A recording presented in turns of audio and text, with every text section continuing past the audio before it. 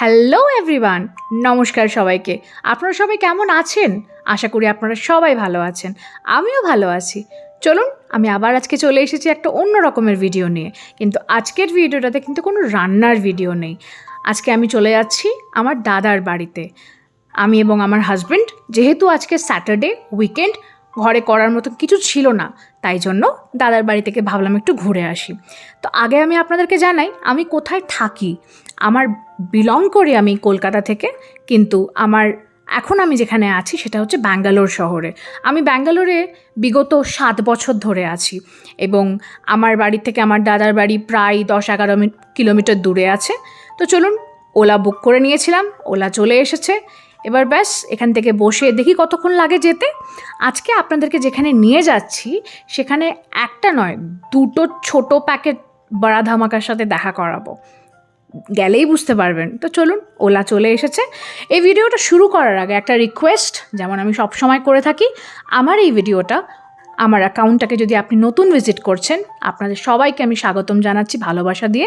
আমার এই ভিডিওটাকে একটা লাইক করবেন, ভালো লাগলে একটা কমেন্ট করবেন এবং নিজের বন্ধুদের মধ্যে, নিজের প্রিয়জনদের সাথে এই ভিডিওটা একটা শেয়ার করে দেবেন এবং ভালো লাগলে একটা সাবস্ক্রাইব করবেন। এই রিকোয়েস্টটা, এই আবদারটা আমি আমার পরিবারের সবার কাছে রাখতে চাই, কেমন? তো চলুন, এবার তো যেহেতু ওলাতে বসে পড়েছি, এবার বেরিয়ে চললাম দাদার বাড়ি যাব বলে। দাদার বাড়িতে দাদা থাকে, আমার বৌদি ভাই থাকে, আমার মা থাকেন, আর দাদার 2টো ছোট্ট ছোট্ট কিউটি পাইস থাকে। তো গেলে আপনাদের সাথে পরিচয় করাবো। তো চলুন, দেখছেন তো কত ট্রাফিক রাস্তাতে, স্যাটারডেতেও প্রচুর ট্রাফিক। আমার এই ব্যাঙ্গালোরে কত বন্ধুবান্ধব আছে একটা কমেন্ট করে জানাবেন তো। আমি কিন্তু ওয়েট করে থাকবো। আর যদি কারোর আমার সাথে দেখা করার ইচ্ছা থাকে, কমেন্ট করবেন। ব্যাঙ্গালোরে যদি নিয়ার বাই কোথাও আছেন, তাহলে নিশ্চয়ই আপনার সাথে দেখা করার চেষ্টা করব। তো চলুন, গাড়ি এবার ছুটে যাচ্ছে দাদার বাড়ির দিকে। একদিন আপনাকে নিয়ে যাব, আমার বাড়ির একটা হোম ট্যুর করাবো। এই যে আমি গাড়িতে বসে বসে বোর হচ্ছিলাম। হাজব্যান্ড ছিল, কিন্তু হাজব্যান্ড নিজের ফোনের ব্যস্ত ছিল। কি আর করা যাবে, তার কাজ ফ্রাইডেতে শেষ হয় না, স্যাটারডে সানডেতেও তার কাজ থাকে। আমার মনে হয় এই কমপ্লেন্সটা আমাদের ওয়াইফদের সবারই একই রকমের, তাই না বলুন? ব্যাস শনি রবিবার পেরিয়ে গেলে মানডে থেকে আবার কাজের সেই স্ট্রেস। আপনাদের সাথে একটা কথা ডিসকাসও করার ছিল, দেখি কালকে যদি পারি এই টপিকটা নিয়ে আপনাদের সাথে ডিসকাস করব। টপিকটা হচ্ছে, লাস্ট 1 বছর ধরে আপনারা নিশ্চয়ই জানেন যে চাকরির মার্কেটটা কত খারাপ, খুব খারাপ চাকরির মার্কেটটা। ওটা নিয়ে কিছু কথা শেয়ার করব, ওটা তুলে রাখলাম কালকের জন্য। ব্যাস গাড়িতে বসে আছি, গাড়িতে বসে বসে কিচ্ছু না, বোর হচ্ছি। গাড়িতে ড্রাইভার গান চালিয়ে দিয়েছে, গান শুনতে শুনতে ট্রাফিকের দৃশ্য মজা করতে করতে, এনজয় করতে করতে বেরিয়ে চললাম দাদার বাড়ির দিকে।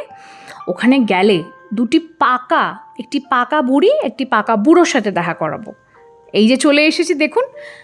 কিন্তু যখন শুরু করেছিলাম তখন কিন্তু বিকেলবেলা শুরু করেছিলাম, আর যখন পৌঁছেছি দাদার বাড়ি সন্ধেবেলা হয়ে গেছে। তার মানে বুঝুন 10 কিলোমিটার রাস্তা কতক্ষণ সময় নিয়েছে, তাই না বলুন? এই স্যাটারডে সানডেতে প্রচুর ট্রাফিক থাকে, এই ট্রাফিককে বিট করিয়ে পৌঁছাতে কিন্তু it's a very big challenge, তাই না? ব্যাস আমিও খুব এক্সাইটেড কিন্তু দাদার বাড়ি যেতে একটাই আমার কাছে প্রাইম অ্যাটেনশন থাকে, সেটা হচ্ছে আমার দাদার ছেলে মেয়েগুলো। দাদার যে মেয়ে, তার সাথে কিন্তু আমি প্রায়, আমার বিয়ের লাস্ট 1-1.5 বছর হয়েছে আমার বিয়ে হয়েছে। তার আগে কিন্তু আমার দাদার মেয়ের সাথেই আমি টানা, ওর সাথে 2.5-3 বছর কাটিয়েছি। তো ও কোথাও না কোথাও, এই যে চলে এসেছি দাদার বাড়িতে, এটা আমার দাদার ছেলে। এই যে ও আমার হাজব্যান্ডকে খুব ভালোবাসে, পিসাই বলে। তো ব্যাস পিসাই ওকে কোলে করে নিয়ে চলে এসেছে, ও জুতো খুলছে, এবার ও এগোবে বাড়িতে। আজকে যখন ঢুকেছি তখন আমার বৌদি ভাই আর আমার দাদার মেয়েটা ছিল না, ওরা বাইরে গেছিলো। দাদার মেয়েটা টিউশন পড়তে গেছিলো। আর এই যে সামনে সামনে, আমি জানি না আপনারা কতটা দেখতে পারলেন, আমার মা ছিলেন সামনে। ব্যাস এগোচ্ছি, বসবো, গল্প করব, আপনাদের সাথে পরিচয় করাবো। সাইডে একটু দাদাকেও দেখিয়ে দিলাম, দাদা নিজের অফিসের কাজে বসে আছে। এই যে আমার পাকা বুড়িটা চলে এসছে, এটা আমার দাদার বড় মেয়ে। এর নাম, ভালো নাম হচ্ছে প্রিয়াঙ্গী সরকার, আর আমরা সবাই ওকে আদর করে পিকু বলে ডাকি। দেখতে খুব মিষ্টি না? শুধু দেখতে মিষ্টি নয়, খুব পাকা বুড়ি। ওর সাথে একবার যে কথা বলবে সে কিন্তু আর ওকে ছাড়া থাকতে পারবে না। এখানে ওর ভয়েসটা আমি কেটে দিয়েছি। আর এই যে আমার পাকা বুড়োটা, দিদি কম ভাইও কম নয়, দুজনে একসাথে থাকলে না আর কিচ্ছু লাগে না, জানেন তো। একদিন কিন্তু দুজনের সাথেই গল্প করাবো, আপনাদের সবাইকে করাবো। এখন আপাতত ভার্চুয়ালি করাবো, কিন্তু একদিন কিন্তু লাইভে আমরা সবাই মিলে কথা বলবো। আশা করি সেই দিনটা খুব শিগগিরই আসবে। ব্যাস, পাকা বুড়ির কথা বলা স্টার্ট। ও কিন্তু এখানে বক বক করছে, আপনারা শুনতে পাবেন না ভয়েসটা, আমি যেহেতু এই জায়গাটা কাটা গেছে। বাট একদিন আপনাদের সাথে নিশ্চয়ই কথা বলবো। তো চলুন, আজকে শেষ। আপনারা ভালো থাকবেন, সুস্থ থাকবেন এবং নেক্সট ভিডিওর জন্য অপেক্ষা করে থাকবেন। আমি খুব শিগগিরই একটা নতুন ভিডিও নিয়ে আসবো। Take care, bye bye. ওই যে পিসাইয়ের সাথে বসে ওরা সবাই কথা বলছে। আমার হাজব্যান্ডকে দেখতে পেলে না, এই দুটোই ছানাপোনা একদম পিসায়ের গায়ের উপর উঠে বসে থাকে। মেয়েটাকে ওর বাবা বকলো বলে মেয়েটার মনটা খারাপ হয়ে গেছে। যাই, ওকে একটু চুপ করাই, আবার ওকে হ্যাপি করিয়ে দিই, তাই না? চলুন, আপনারা ভালো থাকবেন, সুস্থ থাকবেন। Take care, have a great day হেড। Bye by.